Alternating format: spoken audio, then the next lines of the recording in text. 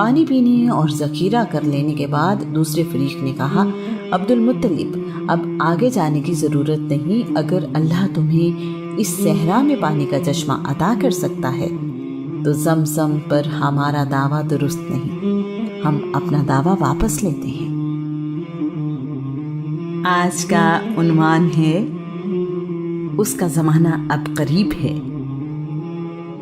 عبد المطلب کی دعا قبول ہوئی، اللہ کریم نے انہیں 10 بیٹے عطا کیے۔ ان کی زندگی میں ہی ان کے بیٹے جوان ہو گئے۔ عبد المطلب نے اللہ کریم سے کیا گیا وعدہ پورا کرنے کے لیے اپنے بیٹوں کو بلایا اور انہیں اپنے وعدے کے بارے میں بتایا۔ تمام بیٹوں نے سعادت مندی کے ساتھ اپنے والد کا وعدہ پورا کرنے کا یقین دلایا۔ جس بیٹے کے نام بھی قرہ نکلا وہ اس قربانی کے لیے حاضر ہوگا۔ کعبہ کے فال نکالنے والے کو اس کام کے لیے فال نکالنے کا کہا گیا۔ ہر تیر پر ایک بیٹے کا نام لکھا گیا۔ فال نکالی گئی تو فال اس وقت تک کے سب سے چھوٹے بیٹے عبداللہ بن عبد المطلب کے نام نکلی۔ عباس، حمزہ اور مقوم بعد میں پیدا ہوئے۔ عبداللہ کمال سعادت مندی سے ہوش و حواس میں اور مطمئن رہے۔ کیسے ممکن ہے کہ اس نازک لمحے پر شیطان نے انہیں بہکانے کی کوشش نہ کی ہو؟ لیکن اس قربانی کے لیے عبداللہ اپنے دادا اسماعیل کی طرح تیار تھے۔ اس وقت عبداللہ کی عمر 20 سال تھی۔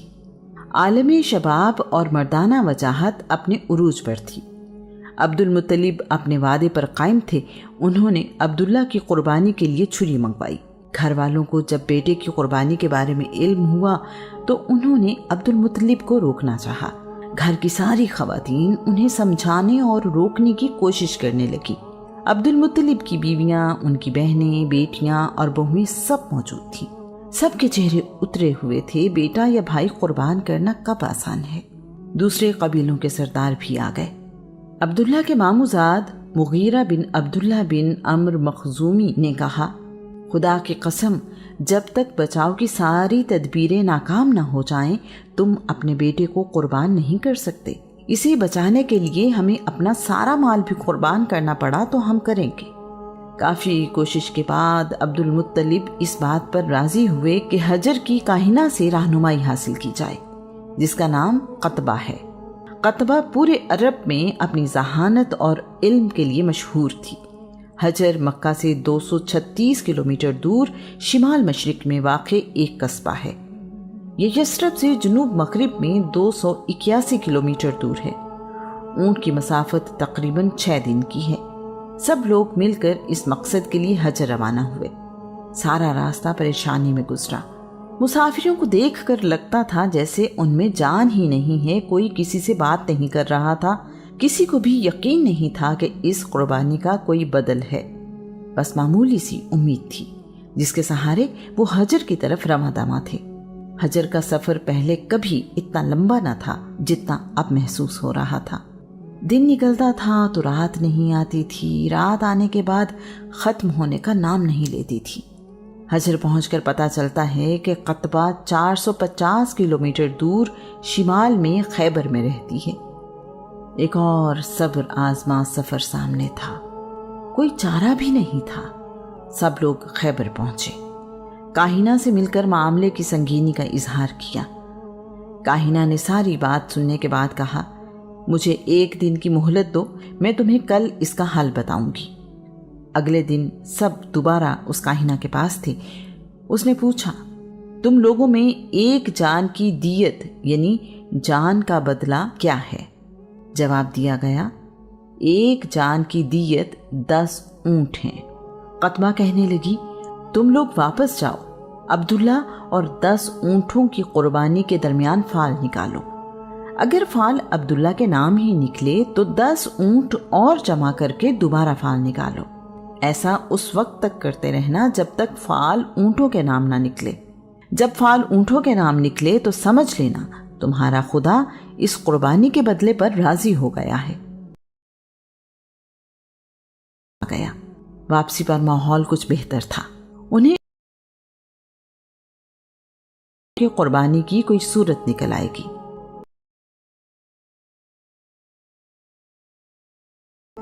इस बार कम و बेश सारा शहर फाल निकालते वक्त काबा में मौजूद था। बात ही इतनी अहम थी, कुरैश का सरदार अपने बेटे की कुर्बानी करने को तैयार था। अब फाल अब्दुल्ला और 10 ऊंटों के दरमियान निकाली गई। ये क्या? फाल एक दफा फिर अब्दुल्ला के नाम निकली। अब ऊंटों की तादाद 20 कर दी गई। फाल अब भी ऊंटों की बजाय अब्दुल्ला के नाम निकली।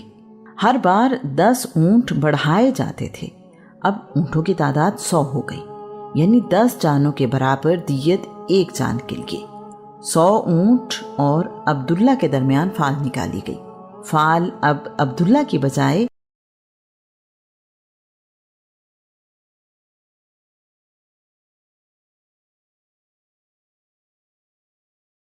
मुत्तलिब की तसल्ली नहीं हुई। कहने लगे, 3 बार फाल निकालो।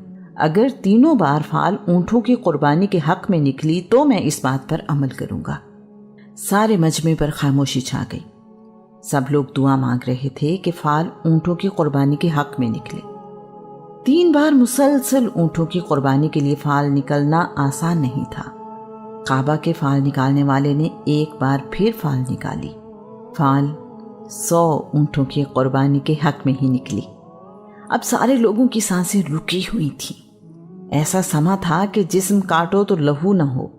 सब लोग खामोश थे और दिल से दुआ मांग रहे थे कि ऊंटों की कुर्बानी ही कबूल हो जाए।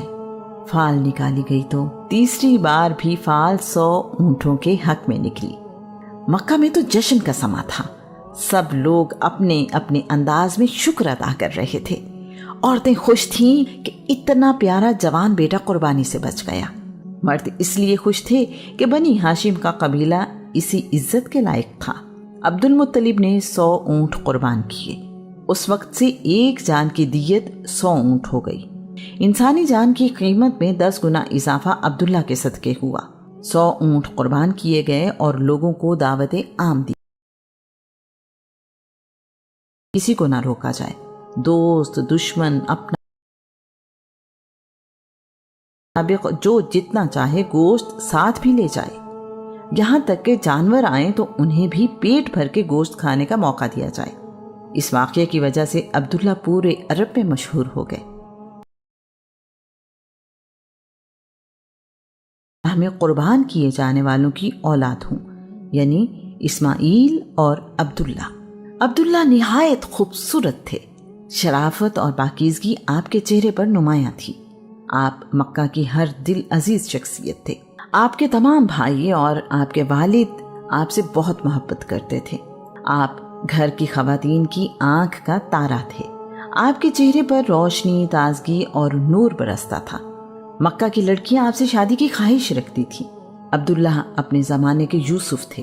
अब्दुल्ला बहुत हयादार थे। आपकी नज़रें हमेशा नीची रहती। आपकी तबीयत में तवाज़ो था। अब्दुल्ला की शादी की फिक्र हुई तो अब्दुल मुत्तलिब को अपने बेटे के लिए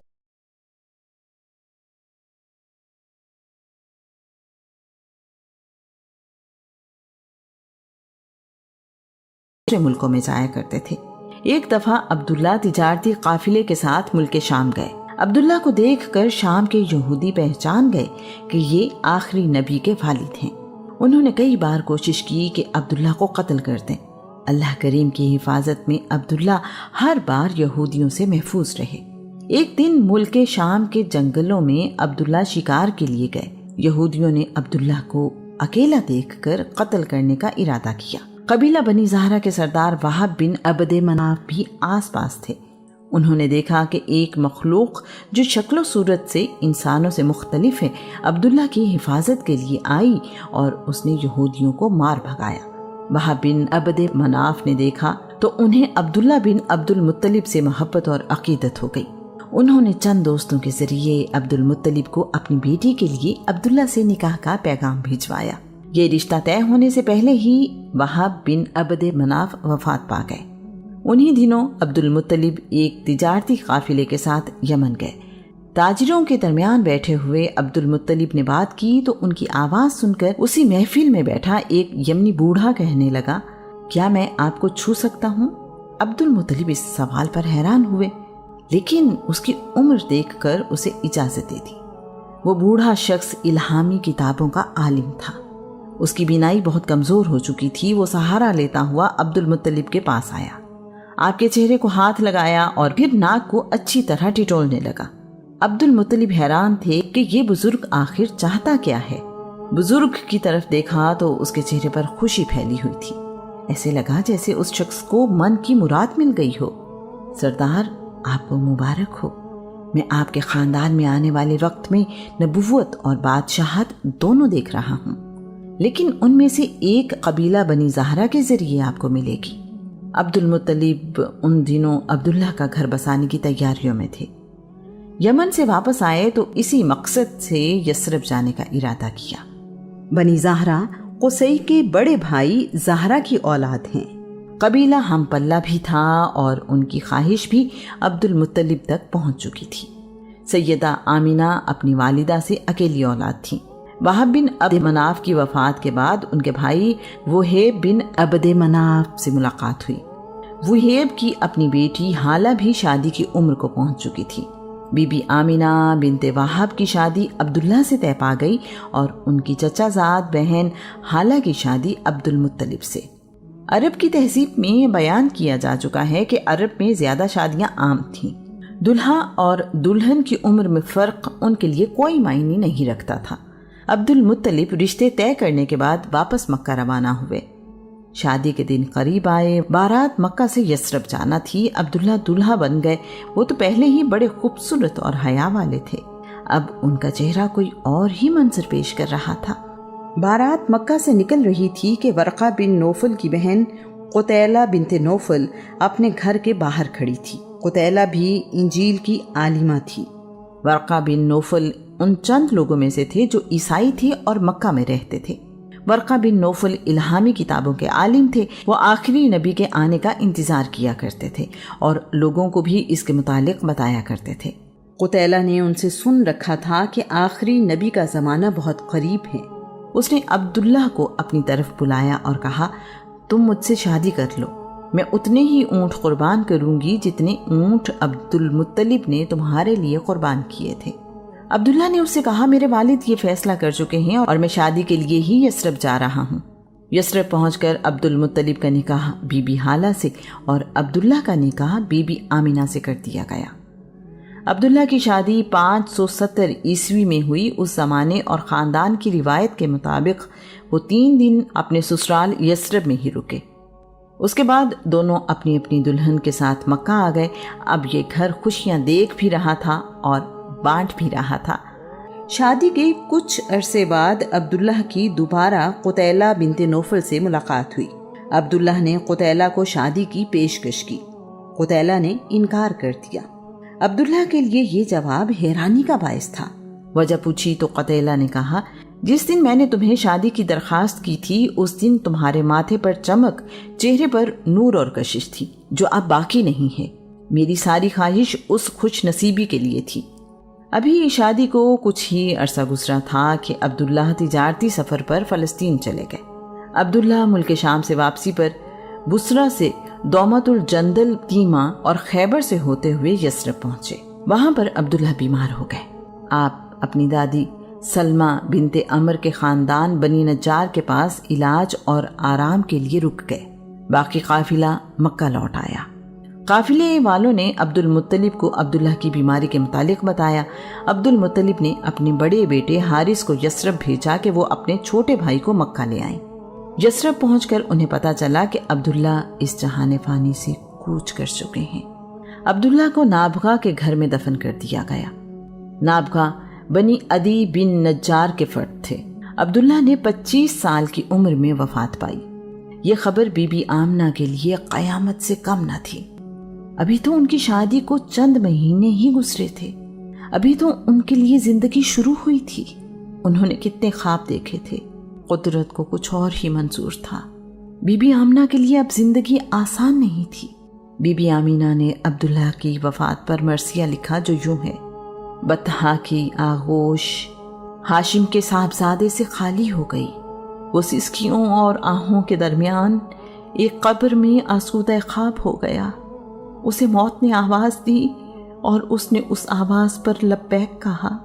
اب موت نے لوگوں میں ابن ہاشم جیسا کوئی انسان نہیں چھوڑا۔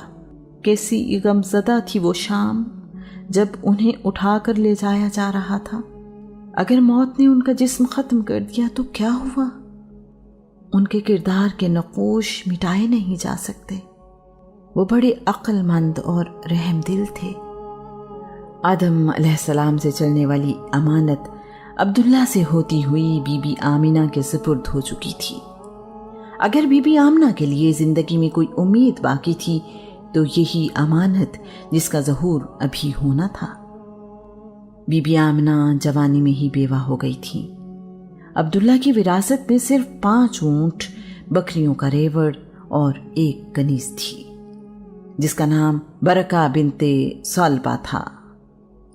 بی بی آمینہ نے ایک رات خواب دیکھا جس میں انہیں ہدایت کی گئی کہ تمہارے گھر بیٹا پیدا ہوگا، اس کا نام احمد رکھنا۔ ایک روایت کے مطابق بی بی آمینہ کو خواب میں بتایا گیا کہ آپ اس امت کے سردار پیغمبر کی والدہ ہیں۔ بی بی آمینہ بیان کرتی ہیں، میرے لیے یہ سارا وقت بہت آسان تھا، نہ تو مجھے کوئی بوجھ محسوس ہوتا تھا نہ ہی کوئی اور تکلیف۔ مکہ میں کئی سالوں سے سخت قحط سالی تھی۔ جس سال رسول اللہ صلی اللہ علیہ وآلہ وسلم پیدا ہوئے، خوشحالی کا دور آ گیا۔ صورتحال مکمل بدل گئی، جگہ جگہ ہریالی ہو گئی، درختوں پر پھل پہلے سالوں کی نسبت کہیں زیادہ تھے۔ جس سال رسول اللہ صلی اللہ علیہ وآلہ وسلم پیدا ہوئے، خوشحالی کا دور آ گیا، صورتحال مکمل بدل گئی، جگہ جگہ ہریالی ہو گئی، درختوں پر پھل پہلے سالوں کی نسبت کہیں زیادہ تھے۔